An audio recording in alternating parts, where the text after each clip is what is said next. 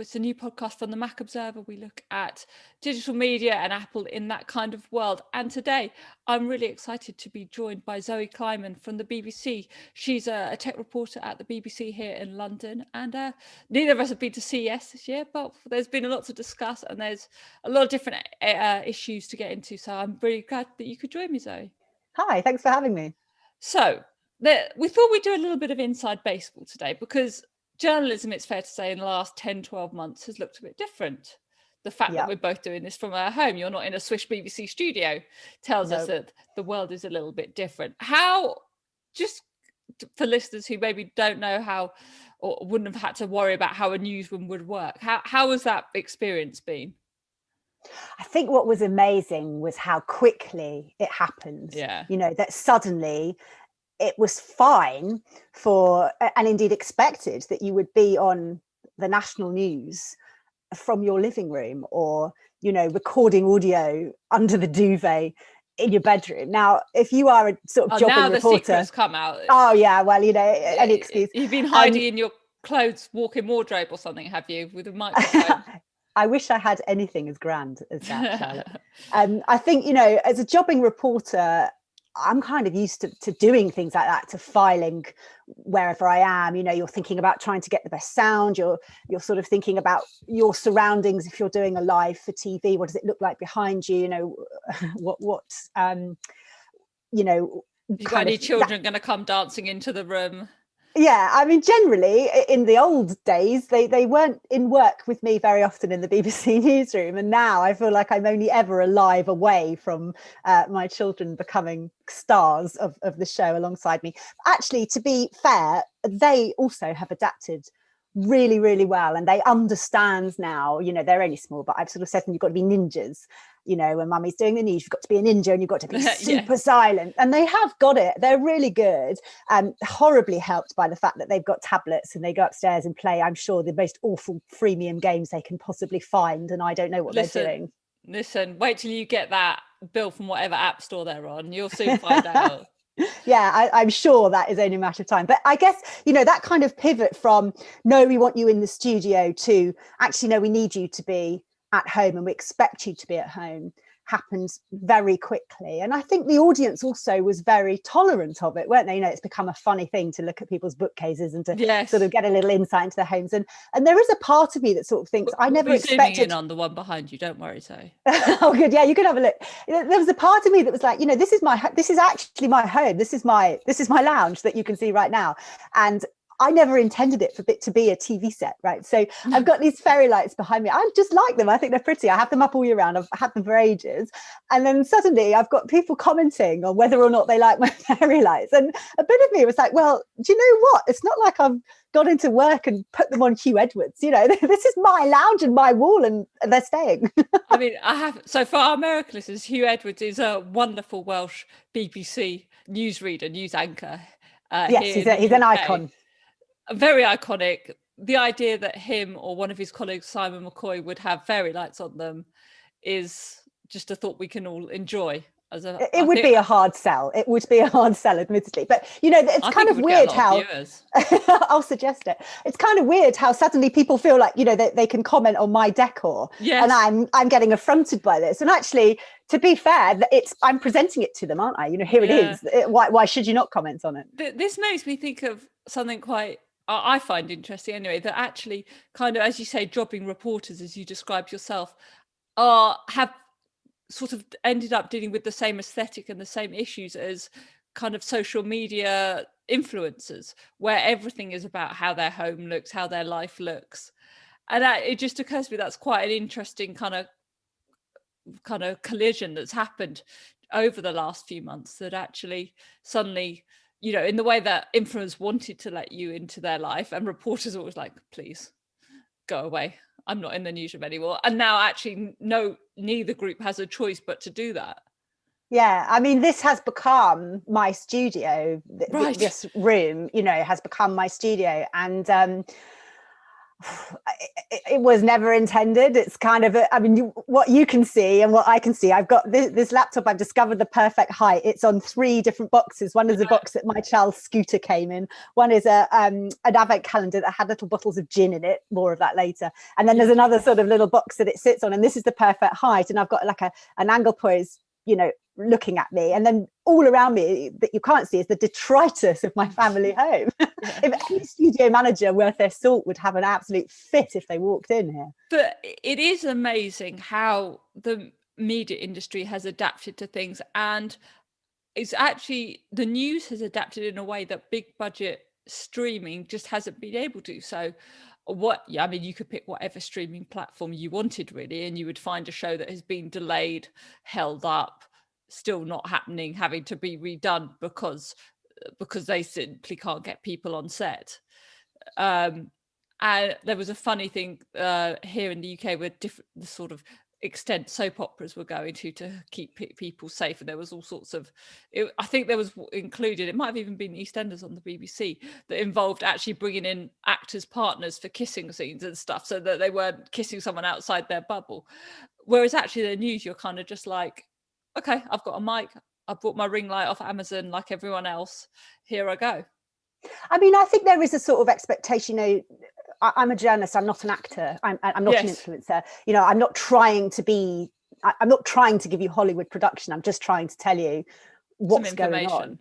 Yeah, but equally, even with that sort of, I hope, lower and more tolerant expectation, I've got bird's nest of hair because I don't know how to do my hair, it turns out, and that sort of, but it doesn't matter. I'm not employed because I've got good hair. I'm employed because I'm a decent reporter, I hope, who can tell people what's going on. Well, one, I think your hair is fabulous, and 2, I think the one thing we have learned from the last few months is that the absolute backbone of any media industry, particularly the TV news industry, is the makeup artists.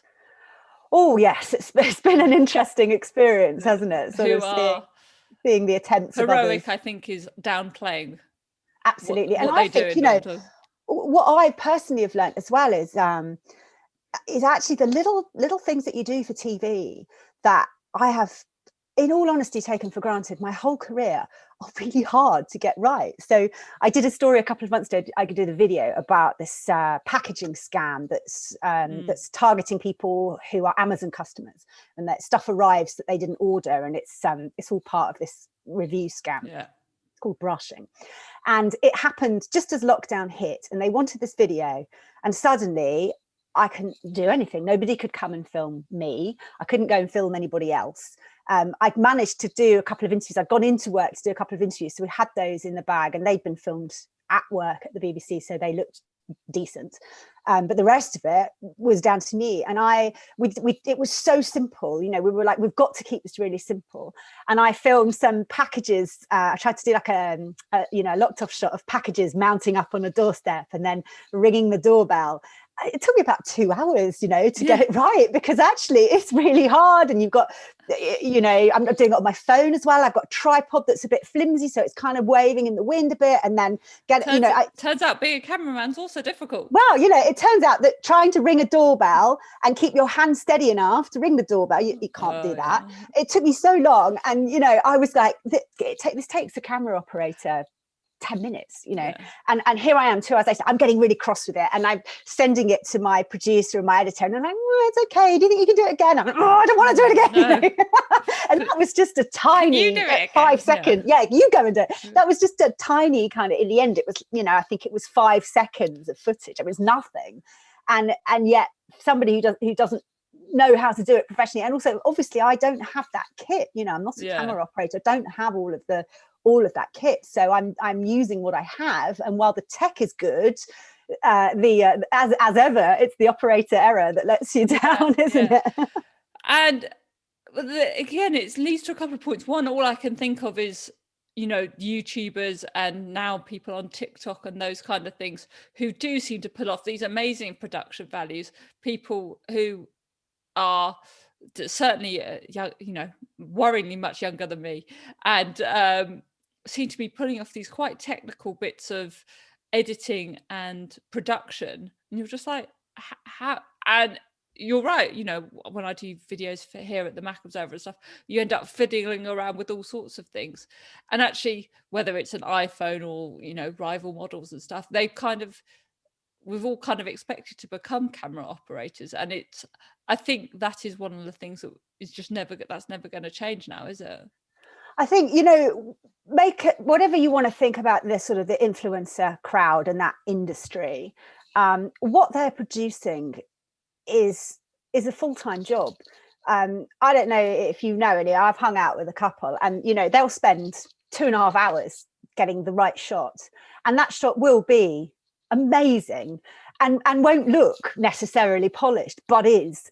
And, I had one friend who, I was taking photo after photo, and I'll do another one. And you're going, the last one was fine. But they've got really high standards and they do know what they're doing. And I think you're right. The rest of us are kind of catching up because camera phones are really good. You can take a decent photo with almost any high-end, medium, even upper end of the low-end phones. You'll get a decent photo. The camera, the tech is there, isn't it? Yeah. But it's everything else that goes into it.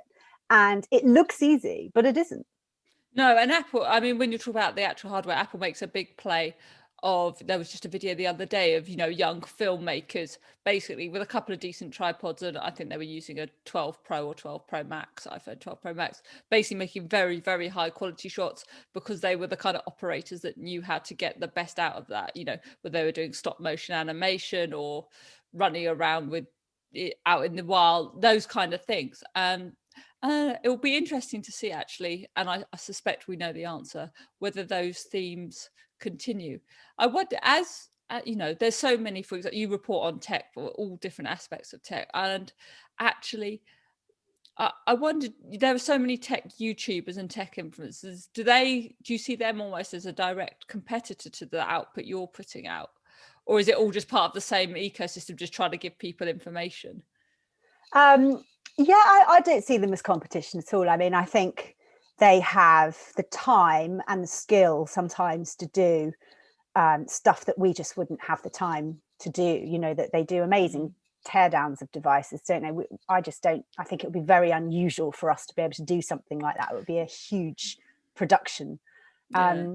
I think that we all have very different audiences. The BBC is a mainstream broadcaster, and we have a very large but very mainstream audience. Like my mum isn't going to watch a teardown of the latest Samsung, but she's interested enough to know the three things about it that make it different to the last one. And that there is a new phone. And that there is a new phone, exactly. And so that, more importantly, when one of her mates goes, "Oh, I got a new phone," she can go, "Oh, yes, I know about that." Suddenly these stories are much more interesting to her. But, the crucial she hasn't got that level of interest. And not everybody has, but that doesn't mean that they should be excluded. It shouldn't be, well, if you're not going to watch the 40-minute documentary about it, then, you don't deserve to know anything. The person who's plenty of room for three all of us. different heights and... well, I've done that. Oh my God, those videos give me a panic attack. We discussed them on the Daily Observations podcast. Actually, people get like £1,000 iPhones and then drop them from a height, and it just upsets me quite greatly. I did one a couple of years ago on rugged phones that they're built for builders, basically. We went to a friend of mine was building his house at the time. So we went there and we put them in cement mixers and we put them in water and we threw them off the top of this house. And my heart was in my mouth, really. You had fun though, admit it. It was incredible. And we had, we kept the phones running. So we had it was a couple of years ago. The cameras were not amazing. I mean, I think that was the thing. The sell on these phones was not, they are for photographers. It was like, they will not break. So we had this footage, which wasn't amazing quality, but was amazing because it was this phone falling off this house and then this big splat as it lands on the concrete. And then you get me just going, panicking, because normally you do everything not to break the test device. So we at the BBC, we have to return stuff. We're not allowed to keep things. Yeah. I had cleared with everyone that this was what I was going to do, but I still had to ring them up and go, "Would you like them back?" One of them was like, "I think we're all right." Honestly, you keep the broken. The battered shell. Oh my goodness. But is it, you mentioned a couple of different stories there, and some of them have been on TV, but the thing about the BBC, and obviously you don't speak for the BBC, or No.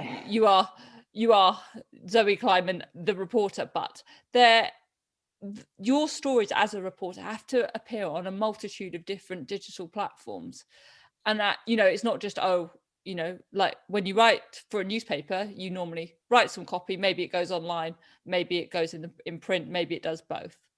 At the BBC, you might have recorded a camera, a video, like the kind of story you're describing, and then it will be accompanied by a write-up for the website, some of it. And I know there are different teams within the BBC that do that, but a lot of that is down to the individual reporter, as well as I understand it.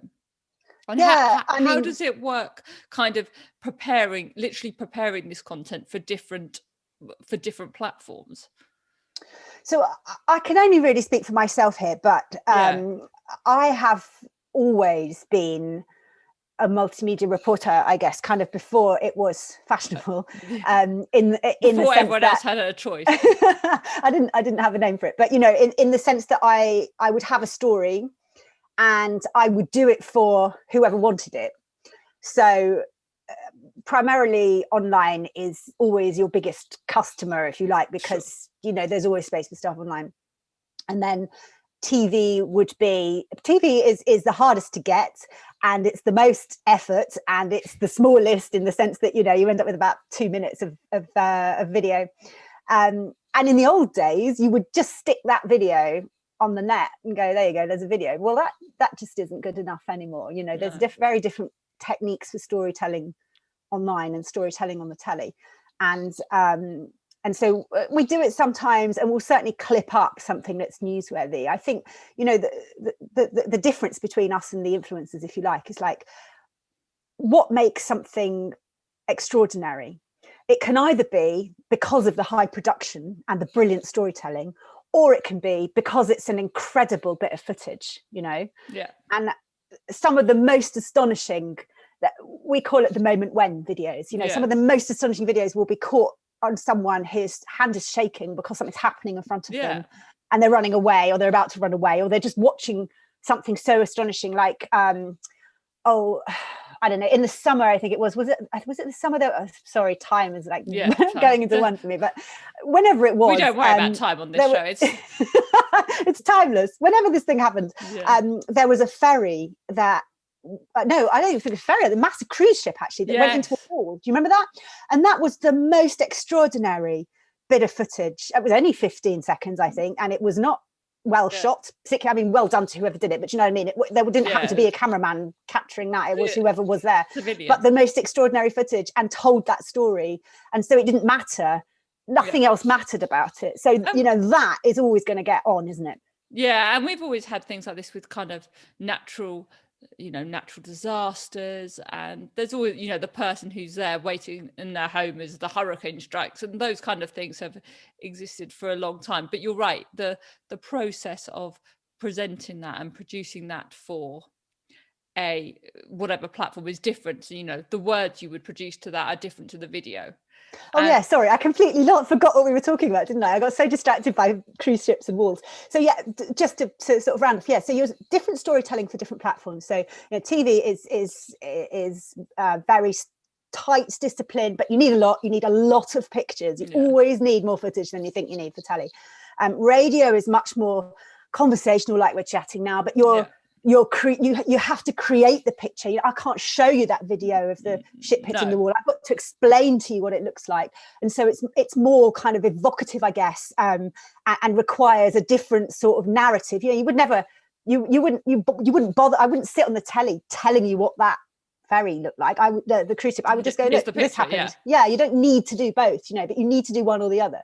And then online is a kind of hybrid of that, isn't it? But then, when you look at how people behave online, what do? They either read or they watch video. They don't tend to do both. If you put a video in a story that's written, you'll find it won't get well watched, because I don't know, people just, and then of course video online is kind of harder to it's harder to snack on, I think, isn't it? I mean, look at what's happened with Quibi recently. You know, you want to. Oh, Quibi. It's much easier to scroll. It's much easier to skim read. You can, you know, you can kind of do that much more on a video, on an online written story than you can in a video. And I think, you know, you only have to look at how these YouTubers try desperately to monetize by making their videos really long.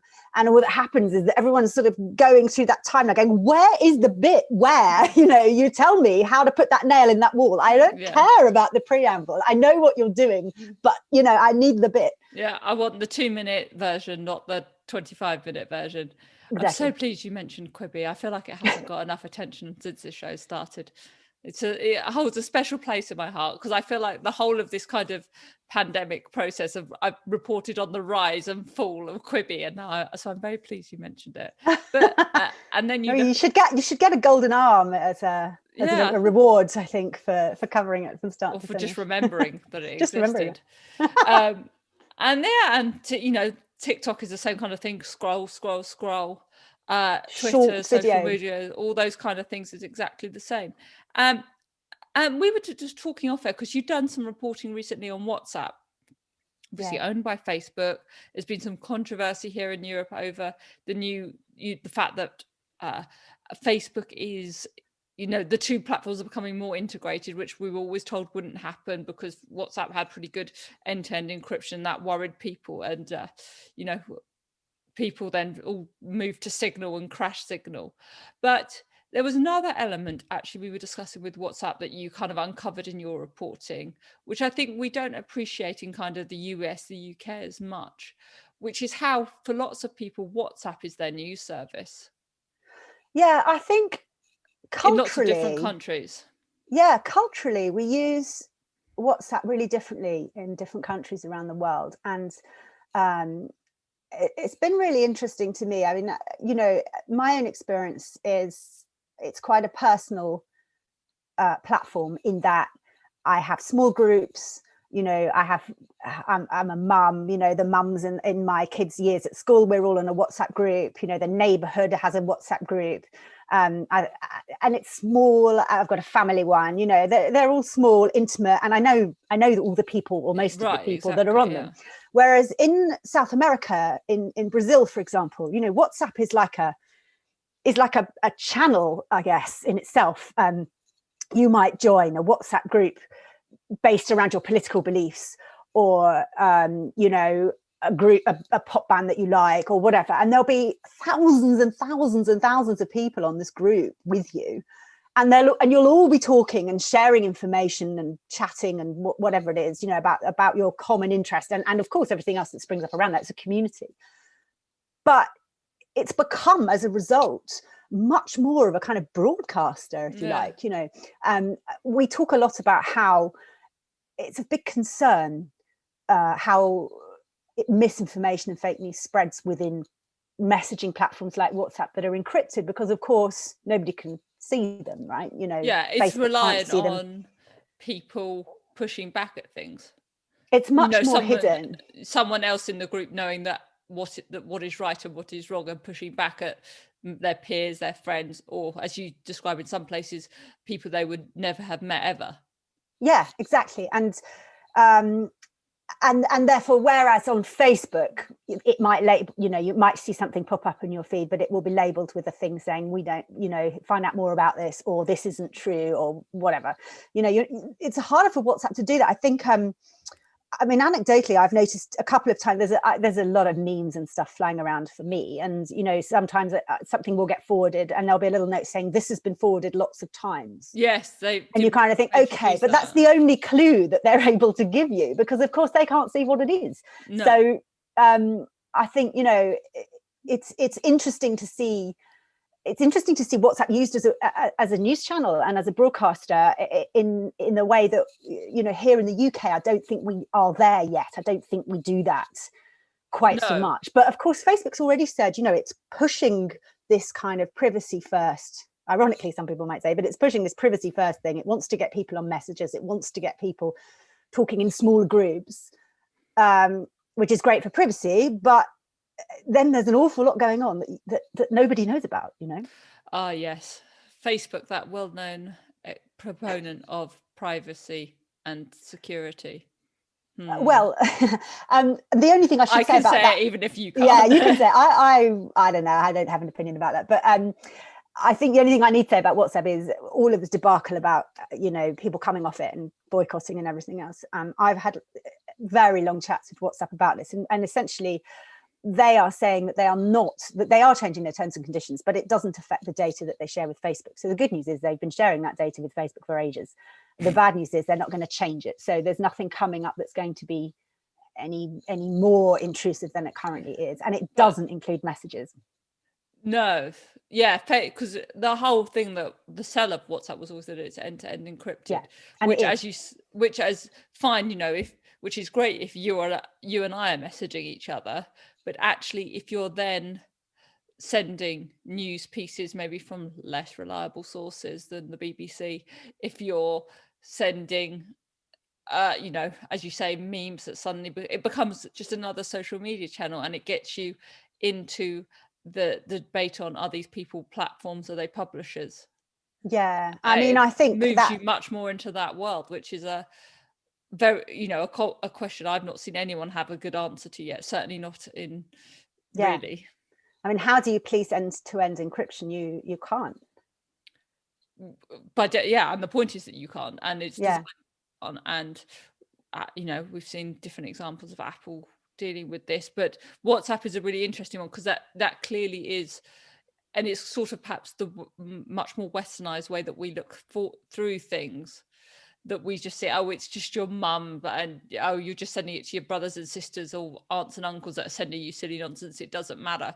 But as you say, if this is news that is being shared with thousands of people, most of whom you have no idea who they are, the dynamic changes very drastically.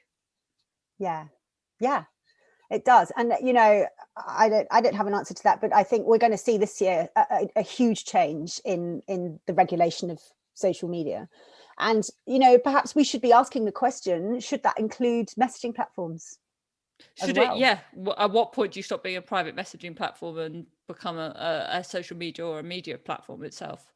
Yeah. It's a huge question. We've obviously seen some of that play out in the way that Twitter and Facebook decided that they were not going to allow President Trump to use their platforms in the run-up to Joe Biden's inauguration. All those kind of things, following the riots at the Capitol.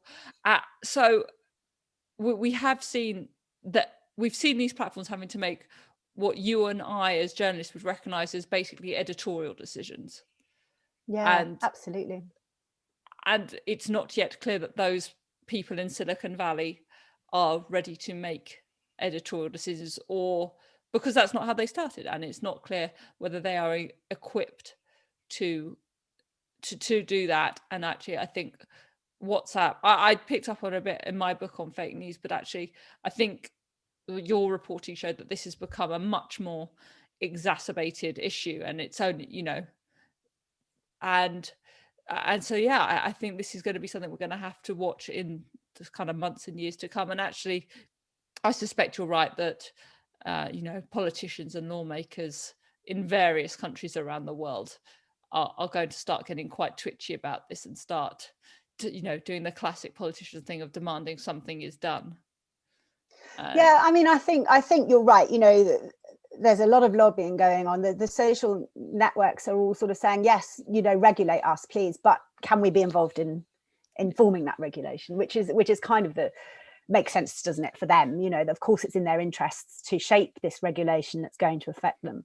But I also think that there are just too many examples now of them not being able to manage it. Yeah. The unfortunate thing is that when something goes wrong, it can be catastrophic, and the power that these networks have is incredible. You've got to remember that none of these people are elected, none of these people are in government of any description, and yet here they are hosting these platforms that have this enormous world power. It's and it's like it's like the authorities have really woken up to this now and said, hang on a minute, this is quite big. This isn't just what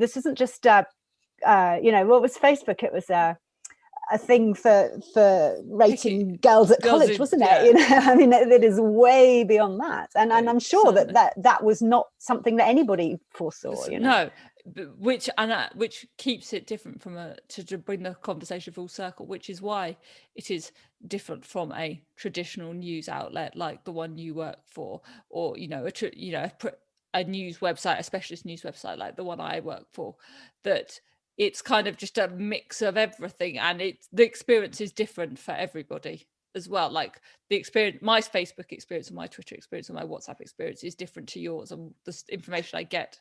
Whereas if I hope it's more friendly than mine. Yeah, but if I go on the on the BBC website, or if you go on the macobserver.com, you see the same stories presented in the same way. So it's certainly democratized media, but it's as has been clear for quite a while, it's changed the dynamics as well, and I think some of that is coming home to roost. Well, I mean, I think a really simple, sorry to interrupt for a second, I think a really simple analogy for this is, if somebody writes something defamatory on the Mac Observer or on the BBC News website, as if we would, Zoe. Well, not us necessarily, unless we were having a really bad day. But if somebody leaves a comment, a defamatory comment on, yes, or an insightful comment, or hate speech on either of those websites, it would be the BBC or the Mac Observer that would be editorially held responsible for that, and would have the ability to deal with it. Yeah, but neither of them would be able to say, "Well, we're just a platform. People just put comments. We're not in charge of what they say. They're in charge of what I say, and you say. But we don't know what our audience is going to say. But actually, that doesn't fly. And so, if it doesn't fly for us, should it fly for the social networks? Oh, we will. I think, I mean, I suspect as hopefully we emerge from the COVID-19 pandemic and begin to look at the kind of the world that we then sort of blinkingly step into, I do think the interaction between social media, traditional media, and all those things will become a very hot topic of debate in various, as I say, amongst various lawmakers and politicians and influential people like that. I suspect, if nothing else, they don't really like their power being taken away. So on that intriguing note, I'm going to say thank you so much, Zoe, for joining me. Where can we keep up with you and your fantastic work over at the BBC? So you can find me on Twitter at ZSK, and you can find my work on the BBC News website, which is bbc.com/news. There we go. And I'm Charlotte Henry. You can find me every day over at themacobserver.com. Subscribe to this podcast. Do leave a comment and like if you're enjoying what we're doing here. We've had some great guests on, including Zoe. Thank you once again for joining me, and I'll see you next week.